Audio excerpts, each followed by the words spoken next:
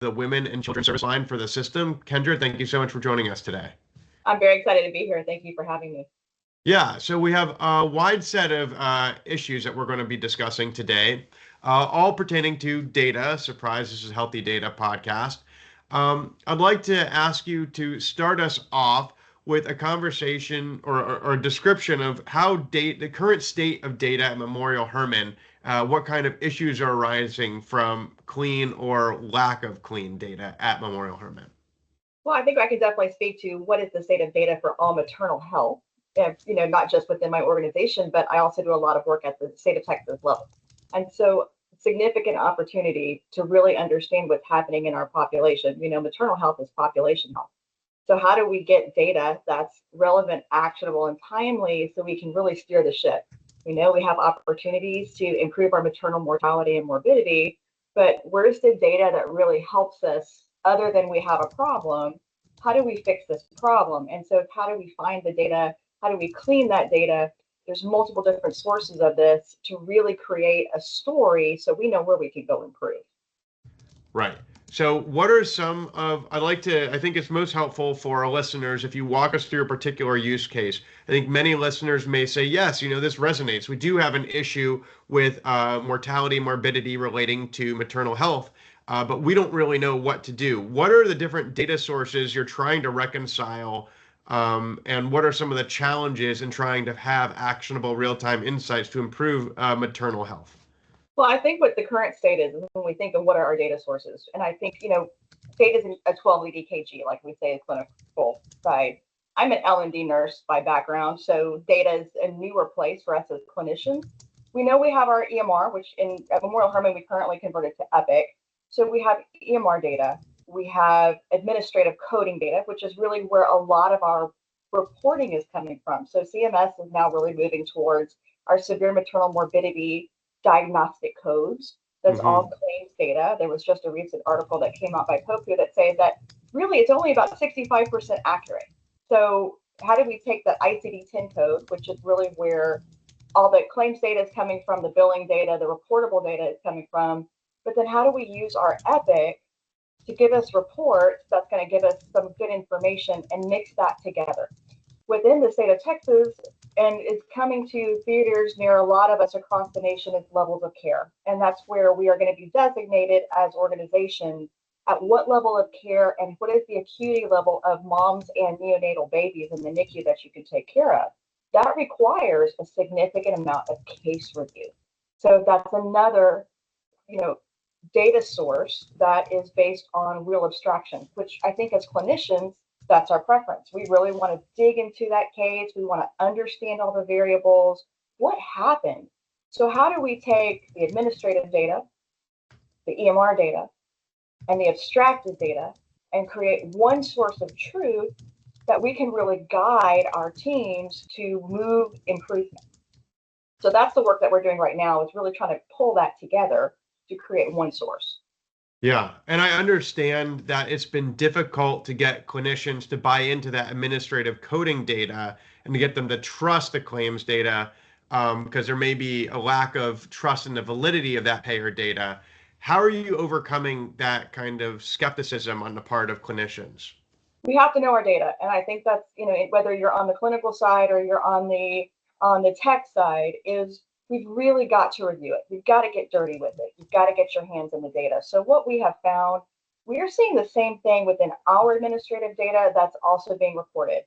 Our validity is a little bit better as far as reliability, but you're really looking at about 80% of that because the administrative data has a tendency to overcode history of. So that's what we're seeing is when we're getting triggered for a mom that had a very severe complication based on a coding, we're looking back and realizing she has a history of some cardiomyopathy or a history of stroke.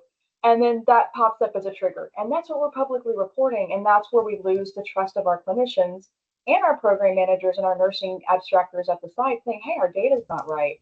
So we've got to take those triggers. We've got to abstract and really understand it. And then we have to visualize it, make it digestible, and bring it back to the teams into a product that they can actually use. So very labor intensive. But how do we move forward to using our EMR to do some of that cleaning and abstraction for us? So as all of our listeners will know, there are two main buckets of reporting. There's analytical and operational. The analytical often people associate with historical chart reviews and claims reviews for something that happened potentially months ago. And operational is something that happens real time, is actionable at the point of care. Have you any experience working with fire, or is that on your roadmap at all? Well, we definitely have. And so I think we've used fire more from an operational efficiency perspective, where we're thinking, okay, hey, where do we have barriers for discharge? So how do we build that into our EMRs to flag a mom that has already showing some signs or changes in vital signs, or maybe there's some delays that are already occurring, so that way we can mitigate that quickly, just really to ensure efficiency, decrease our length of stay. What we're really wanting to do is how do we actually use fire and look at, say, postpartum hemorrhage risk assessment. How do we know a mom truly is at risk for hemorrhage, and utilizing that technology to alert these teams to increase the awareness to really monitor that mom closely? Got it. So I think that if there's a real-time risk of hemorrhage, you're looking at using these reports to prevent bad outcomes Correct. and to target. You can't monitor every single woman who delivers for being at high risk for a postpartum hemorrhage, but you're kind of identifying the ideal target population and where the care gap may be. Have you had any success in reducing the rates of postpartum hemorrhage because of these risk assessments and the analytics provided by Fire in real time? Not yet. What we are looking at is really the maternal early warning. And so that's the analysis that we're doing right now. Or what are the signs, the vital signs that a mom has that really has subtle changes that are increasing her risk for morbidity? What we're looking at right now is what is that impact on ICU stay? So how soon can we identify a change in a vital sign, whether it's a mom's heart rate, her mean arterial blood pressure, or even just some of the hypertension disease? What are those warnings that are going to prevent her from going to the ICU for earlier treatment? Now, Kendra, I think you mentioned that you are a Six Sigma black belt, and there Yeah. have been different reports that have offered conflicting insights, and you've been working to reconcile those. Would you mind elaborating upon your efforts there? Well, I think there's, we'll just say with Epic, I mean, there's some really great product there and there's some good reporting. I think what happens is we have so much data that's coming out and the definitions conflict. So what populations are we actually looking at? How are these reports written? But how are we going to use them? That is our biggest struggle, is not only just having the consistency and the cleanness of the data, but having to use, for example, with severe maternal morbidity, which is a very important measure and definition for those severe complications for moms, there are three definitions that we have to report and have to educate our teams on. So you have three different reports coming out with three different numerators, three different denominators, different definitions. Well, what do you do with that? What do you act on that? So it's taking a step back, aligning that up strategically to create one system of truth that our teams can act on. Got it. So it sounds like there's an issue that we covered at the beginning of this discussion about whether data is clean or dirty. But it's also possible to have fully accurate data in three different reports that conflict with each other because even though the data is accurate, the definitions conflict and aren't standardized. And Mhm. so that presents a challenge for healthcare providers who are looking to have one golden record and source of truth. Correct. And Have then you if you been get to 30, and then if you're having reporting issues or workflow entry issues or the documentation's not done in the right place, it's not going to feed your report. So how are we documenting the workflow is so essential in the success and the clean data process. Is there can you walk us through what kind of interventions you've been working on to improve documentation workflow at Memorial Hermann? So as a Six Sigma Black Belt, one of the projects we had as we did our Epic conversion is we've really had to analyze our data all across the spectrum. What are the reports?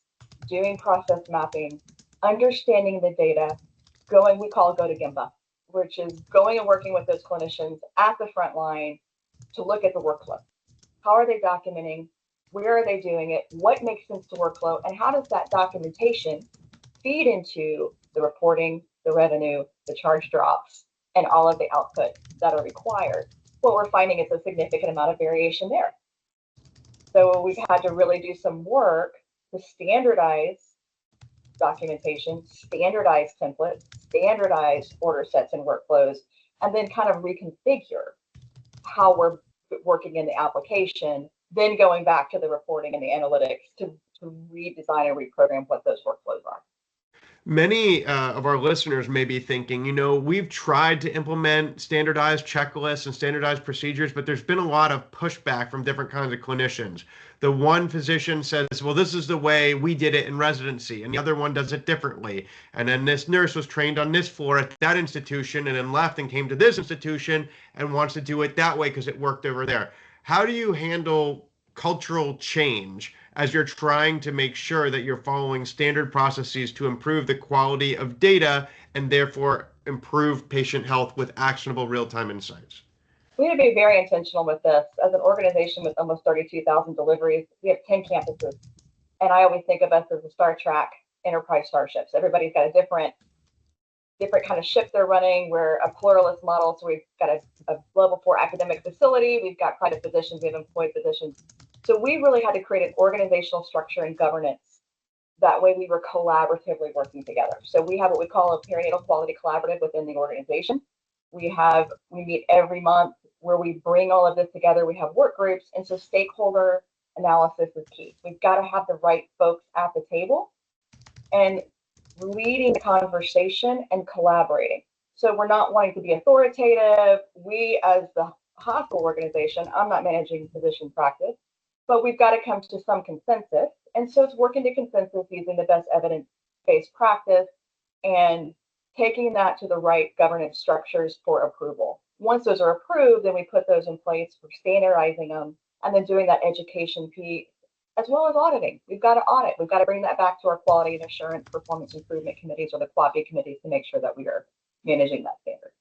Now, as you mentioned, Kendra, at the start of this discussion, you are the chair of the data committee at the state level in Texas.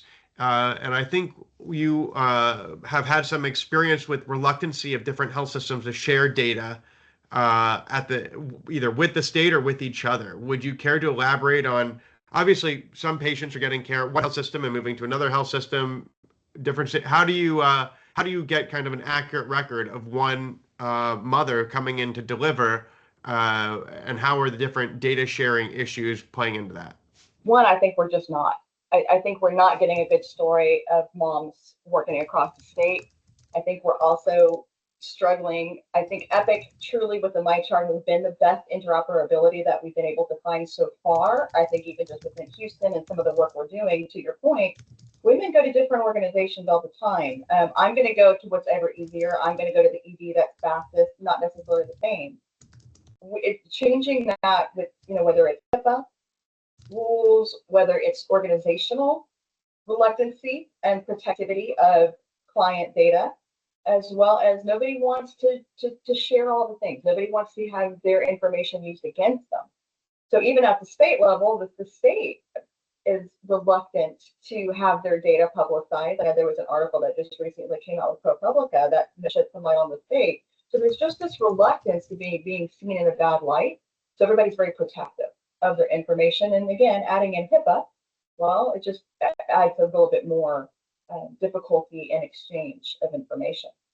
So there's political barriers, economic barriers to getting interoperability across health systems, and clinicians are just trying to provide care, and it's difficult to exchange data in a way that is in the best interest of the patient, is what I'm hearing. Absolutely. Now, you mentioned that automating data collection and reporting would potentially add value. And potentially, if you could automate data collection, maybe you could overcome some of those interoperability challenges. Have you had any experience working on the automation of data collection and reporting? Well, I think we're trying to. I think just even within my own organization, that's exactly what we're trying to do when we're looking at how do we automate data collection and abstraction just for all of our state reporting. That's where we're really trying to do this at a pilot level internally. How do we utilize the EMR with the claims data to audit? We're building something we're calling the motherboard. So how do we take this motherboard, feeding automatically in, doing some minimal abstraction to complete the story, and then you have a finalized product. What we're also looking at is how do we do that at the state level. Now, California has done that well in this population where utilizing the EMRs, they're automatically reporting. There's some automation, particularly say with Epic, with the Vermont Oxford network and the neonatal population. So I think there's pockets of it. The biggest opportunity, in my perspective, is how do we take what the piloting that has been done in these silos and pockets, and how do we learn from those to see how can we scale that up. Got it. Yeah, the biggest opportunity is to scale little instances where it worked and see if you spread it across the organization. And that's when you might use your position at the chair of the data committee at the state level or the different governance committees at each individual healthcare delivery system. We've covered a lot of different topics, kind of approaching the end of this podcast episode. We've been moving quickly. We covered challenges with data being clean, challenges with providers trusting the data, challenges of trying to get the data in real time so it provides actionable insights and value to clinicians and patients when they're interacting with each other in an encounter, challenges with trying to reconcile different reports, and then challenges in interoperability and automation. For our listeners who are also experiencing some of these same challenges, what is one word of advice that you would potentially even give to yourself a year ago or 2 years ago? What do you wish that you knew then that you know now that may help some of our listeners as they're beginning to go down the journey that you have been on? The most important thing I have learned so far, whether it's in my own organization and at the state level, is alignment is key. So we've got to line up with CMS and the external reporting, the perinatal outcome measures, and where that financially impacts us. We have to start from the top. That is how we get the resources and the time to do this work and to get this data clean. It's very important. And so what we have found the most valuable in these conversations is where we're going to make impact. Start very simple. What are we trying to do? What's our objective? Let's focus on mortality. Let's focus on morbidity, decrease ICU stay. How do we get the data to get there? What is the story we need? And what is the financial impact? And that was the biggest piece, is when we lined that all the way up with our supplemental funding, our CMS, our IQR measures. Well, when you paint that picture, there's a lot of monetary impact here, not as well as just the impact of the lives of these moms and these babies. And that was how we were able to get the resources and the time to do this at a meaningful level. Got this. So if you present a financial argument of return on investment to C-suite executives, then there may be an opportunity to allocate resources and time in order to invest in these interventions to improve the quality of data, where it's needed, when it's needed, how it's needed. And not just the C-suite executive, also to our legislators. And legislative as well. All right, well, for our listeners, this has been Kendra Folh, the Program Director of Women's and Children's Service Line for Memorial Hermann. Kendra, I'd like to thank you so much for joining us today. Thank you so much for having me. All right, we're done.